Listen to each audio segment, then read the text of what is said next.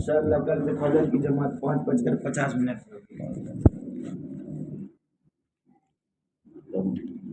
الحمدللہ والصلاة والسلام علی رسول اللہ،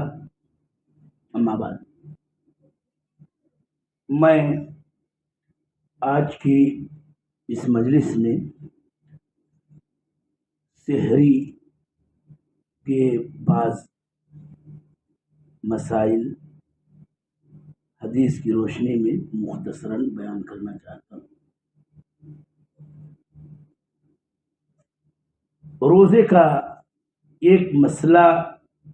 ہمیں اور آپ کو جاننا چاہیے، وہ یہ ہے رمضان المبارک کے فریضہ روزے کا ایک مسئلہ کہ اس کی نیت رات میں کرنی چاہیے، کہ جو رات میں روزہ رکھنے کی نیت نہیں کرے گا اس کا روزہ شرعاً درست نہیں۔ ابو داؤد حدیث کی کتاب جو امام کی لکھی ہوئی ہے، اس کی روایت میں پڑھ رہا ہوں کہ من لم یجمع الصیام من اللیل فلا صیام لہ، او کما قال صلی اللہ علیہ وسلم، کہ جس نے رات ہی سے روزے کی نیت نہیں کر ڈالی اور نہیں یہ بات ٹھانی دل میں کہ مجھے روزہ رکھنا ہے، تو اس کا روزہ نہیں ہے۔ اور اسی لیے حکم کے اعتبار سے یہ بات یاد رہے کہ روزے کی رات ہی سے نیت کرنا یہ روزے کا رکن ہے، روزے کا رکن ہے۔ تو ایک بات یہ میں بتانا چاہتا تھا۔ دوسرا مسئلہ ہے کہ روزہ رکھنے کے لیے طلوع فجر صادق سے پہلے کچھ کھانا پینا، یہ ہے اللہ کے رسول صلی اللہ علیہ وسلم کا امر ہے، اور یہ مسئلہ تعبدی ہے، اس کا تعلق عبادت سے ہے، روزے کے تعلق سے، اس لیے سحری کرنا چاہیے، جو احادیث سے، جس کا قرآن سے حدیث سے دونوں سے اس کا ثبوت موجود ہے۔ کلوا واشربوا حتى يتبين لكم الخيط الابيض من الخيط الاسود من الفجر، قرآن کی دلیل۔ اور اللہ کے رسول صلی اللہ علیہ وسلم نے کہا تسحروا، سحری کرو، سحر کے وقت روزہ رکھنے کی نیت کرتے ہوئے کچھ کھا لو، کچھ پی لو، یہی تسحروا کا آسان معنی ہے۔ اور ایک بات یاد رہے کہ یہ مسئلہ ہماری طاقت و قوت سے نہیں متعلق رکھتا کہ کوئی یہ سوچے کہ میں کچھ بھی نہیں کھاؤں گا، کچھ بھی نہیں پیوں گا، پھر بھی روزہ رکھ لوں گا۔ ٹھیک ہے، رکھ لیں گے، لیکن آپ کا یہ رکھنا خلاف سنت، خلاف شرع، امر رسول صلی اللہ علیہ وسلم کی مخالفت ہے کہ اللہ کے نبی صلی اللہ علیہ وسلم نے سحری کھانے کا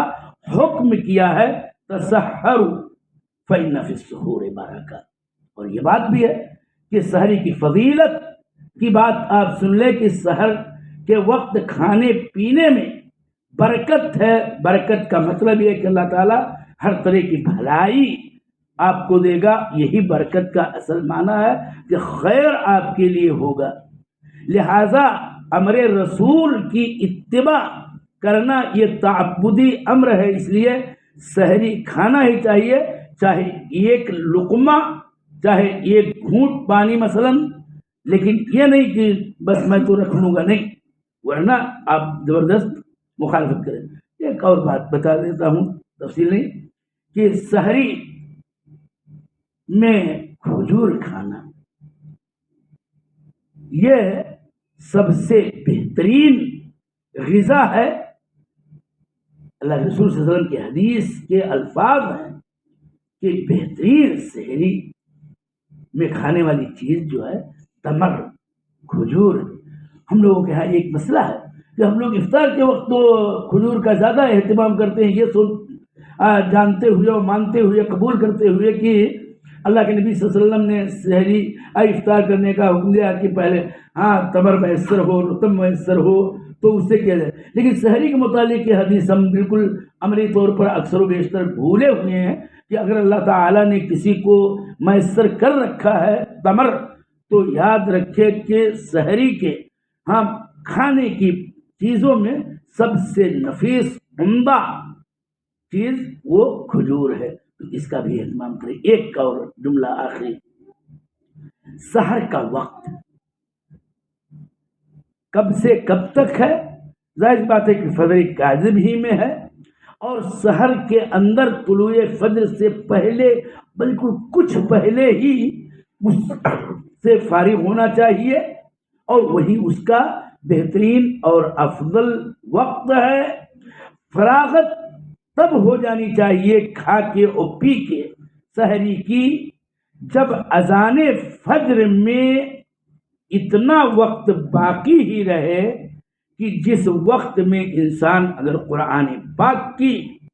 تلاوت کر رہا ہے، قرآن پاک پڑھ رہا ہے، تو لم سم تقریباً، حدیث کے ترجمانی میں کر رہا ہوں، کہ 50 آیت پڑھ لے۔ یہ اللہ کے نبی صلی اللہ علیہ وسلم کے سحور سحری کرنے اور فجر صادق طلوع ہونے کے درمیان اتنی مقدار ہوتی تھی وقت کی، اور اس قدر فاصلہ ہوتا تھا کہ جس میں انسان کتاب اللہ کی 50 یعنی 50 آیتیں پڑھ لیں۔ آپ تیزی سے بھی اگر پڑھیں 50 آیتیں قدرے تیزی سے، اور قرآن پاک تو ترتیل اور عمدگی کے ساتھ پڑھنا چاہیے، ٹھہر کے پڑھنا چاہیے۔ اگر 50 آیت چھوٹی ہی آیت آپ پڑھیں تو 5 سے 10 منٹ تو ہر حال میں لگنا ہے۔ تو سنت یہ ہے کہ ایک دم یہ پتہ چلے کہ اذان ہو رہی ہے، تب بھی ہم کھائے جا رہے ہیں پیے جا رہے ہیں، یہ نہیں طریقہ ہے۔ سنت یہاں بھی سنت نبی صلی اللہ علیہ وسلم کی سنت کی اتباع کے ناطے سے ہم کو کم سے کم 10-5 منٹ اذان فجر سے پہلے ہی فارغ ہونا چاہیے۔ اہمیت بہت ہے سحری کی، کہ سحری ہی تو وہ چیز ہے کہ جس سے ہمارے اور اہل کتاب یعنی یہود و نصارہ کے صیام، ان کے روزوں میں فرق ہوتا ہے کہ وہ بلا سحری کے روزہ رکھتے تھے۔ یہ چند باتیں تھیں جس کو میں نے آپ کے سامنے رکھا ہے۔ اللہ تعالیٰ سے یہ دعا ہے کہ اللہ پاک ہمیں سنت کے مطابق تمام عبادت والے امور بجا لانے کی توفیق دے، اور یہ دعا کرتے ہیں کہ اللہ تعالیٰ تو ہمارے صیام کو، ہمارے قیام کو اور تمام نیک اعمال کو تو قبول کر کے ہم سے راضی و خوش ہو جا، اور ہمارے گناہوں کی مغفرت فرما دے، جہنم سے آزادی عطا کر دے۔ یا رب اللہ تعالیٰ تو ہر کار خیر کی اور نیک عمل کی ہم سب کو توفیق دے۔ وصلی اللہ علیہ وسلم۔